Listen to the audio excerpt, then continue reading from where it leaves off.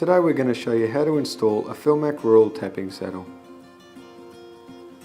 What tools will you need for the job? A Philmac rural tapping saddle, marking pencil, wrench, rural class B poly pipe and a drill.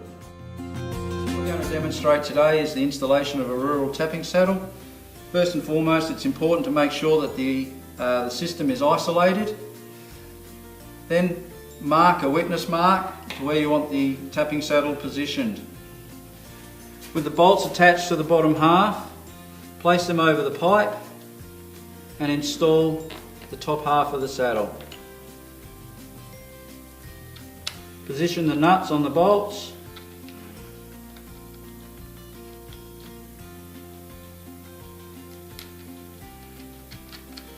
Using a wrench or a socket,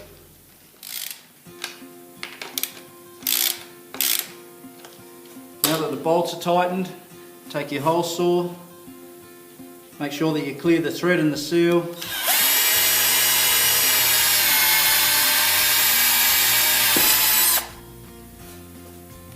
So that's your rural tapping saddle installed, and that now gives you options to extend the network. In this case, we're just going to screw in a male threaded poly riser.